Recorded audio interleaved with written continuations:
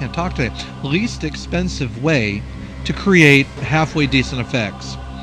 Everything we did was shot again. That was, of course, against a sheet of glass. That wasn't on the lens of the camera. And the same here. A little blood splat. Lots and lots of windex. And everything you're seeing here was we're a part of the film. If you watch the film closely, you'll see all these little segments in there. You know. The one thing I will say about green screen for folks, and we hope that we can join up with some other people around the U.S. who also do backyard independent film and share thoughts and concepts with them. But the one little concept or one tip I will give you is that if you're going to shoot green screen, light the thing well. I have no idea what you were doing there. And these were the Indian. If you notice one segment in the Indian sequence in the village, you'll see 4 or 5, 6, 7 people sitting around listening to the shaman.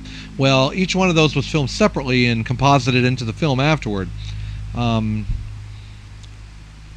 The one thing I will say, well, I said, you know, you have to have good lighting, but also the next film we film is going to be done in high definition, because we filmed this on video, which is a standard definition video, and the effects system that we were using was a high definition effects system. So I pretty much had to dumb down the effects and tried to make them blend with the video. Very difficult thing to do, and that's why we did the best we could with what we had. And you get, well, I guess you get what you get. I mean, we did this with no money, so we did the best we could on the effects, considering we had very little equipment, very little money, and very little resources to work with. Sean did a good job. I really liked what he did. He was very natural.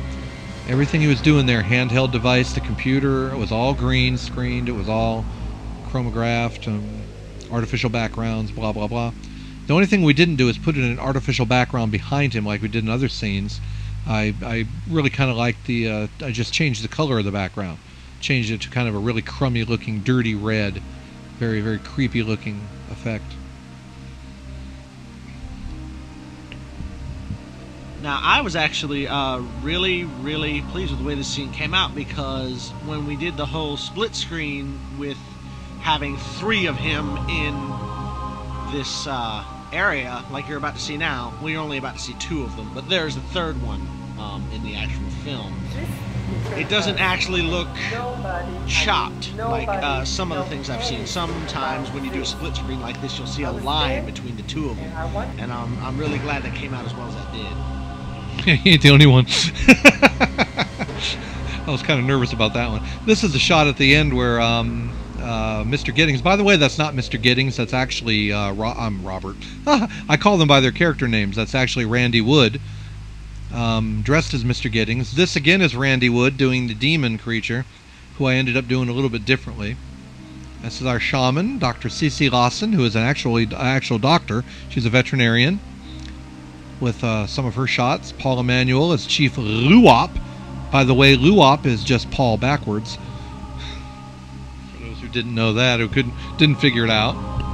This is our butterfly that we have for the opening sequence of the second story. This is just kind of one of those moments that's make you supposed to go, and we're watching this. Why? This is the running scene, and obviously you've seen the butterflies in it. And actually, the next scene involving the butterfly, which you'll probably see coming up here in a second. Oh, no, comes later. This is us setting up the demon cat. And we're just trying to figure out where he's going to be when we impose him into the image. This is what the demon cat started out at. This is before we actually all put it together. Yeah, I hadn't built it yet, actually. There's no paint on it, and there's no body, but... this is, of course, Paul Webster as the evil magician, going through his motions. Of course, later on we added in the effect of the fireball in his hand, and then made the film look like it was 100 years old. This is Old Man Giddings, the original Old Man Giddings. I originally did the makeup with a beard, but I thought it looked too much like a like a Pennsylvania Dutch, so I kind of got rid of that. Took the beard away.